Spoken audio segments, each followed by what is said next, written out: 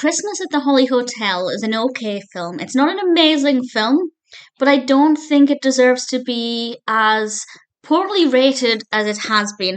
I don't look at reviews and ratings in general before I watch a film, and I was watching it thinking, yeah, this isn't too bad. And then after I watched it, I went on to IMDb and it's got 4.0 out of 10. That's currently across 261 reviews and ratings.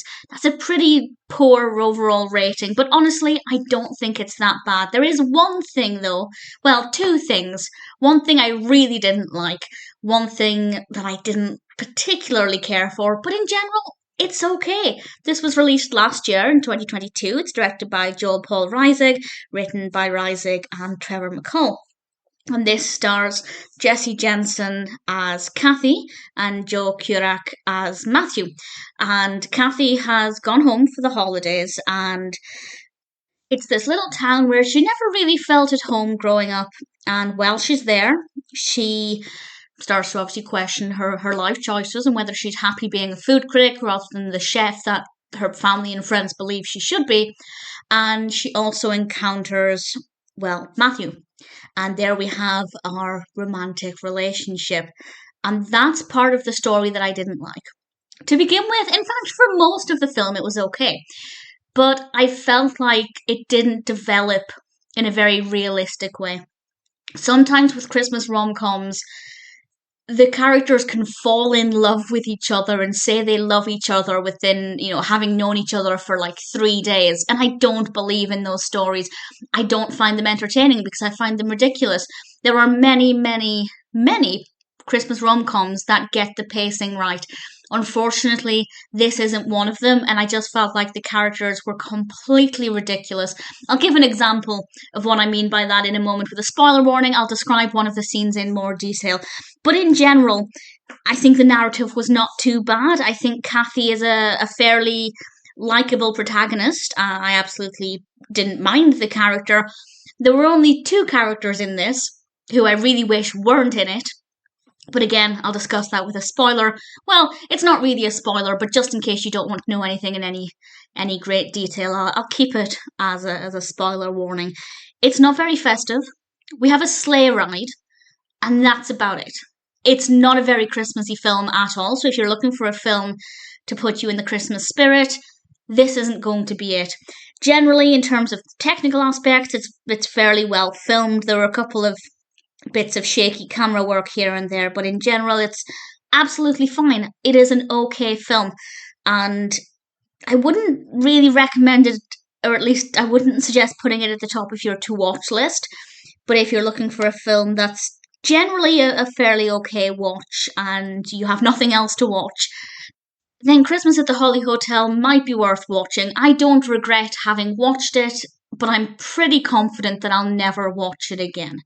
But there's nothing specific wrong with it apart from the two things I'm about to mention. In general, I don't think it deserves that low rating that it has on IMDb. I did read some of the reviews and I can understand some people's points, but I don't necessarily agree with them. Either way, it's not a terrible film, but it's far, far from perfect. So I'll discuss now two things that I really didn't like. One of them is just absolutely ludicrous, and one of them is just over the top. So these are spoilers, I guess, and the easiest one to deal with is the romantic aspect that I've already touched upon. The scene where she's driving to the airport, where Kathy's driving to the airport, and Mathew goes after her and abuses his position as a police officer by putting his lights on and starts basically shouting at her, declaring his love for her, saying how dare this woman he's known for a few days go off to the airport after texting him. She did tell him, she didn't just ghost him, and his reaction was just so over the top. If he can fall that much in love within a couple of days, he's got big problems. And one could argue, well, it's just Christmas rom-coms, it's what you expect. No, there are many, many amazing Christmas rom-coms where the relationship is so believable and so realistic. This is not one of them, so it's pretty badly written with regards to the romantic aspect. And the Christmas aspect isn't that strong either. The other thing that I hated, and I just thought it was the most stupid decision ever, were the ghosts. What on earth? I feel like if they'd maybe just hinted that these ghosts were there helping them, that would have been fun. It would have been mysterious and maybe a little magical. But by making it blatantly obvious, it's just a cheesy gimmick. And it's kind of like they're saying, okay, we know this film's not great, so let's just stop taking ourselves seriously, throw in a couple of ghosts, and have some fun with it. I thought it was a really stupid decision. Thankfully, they're not in it so much that they hindered my otherwise relative enjoyment of the film. But I did think that was it just felt really amateur. Like they didn't know how to write this story well. So they thought, well, we better put something else in there. Let's throw in a couple of ghosts. It was ridiculous. Really, really ridiculous. So, all things considered, Christmas at the Holly Hotel is not a great film.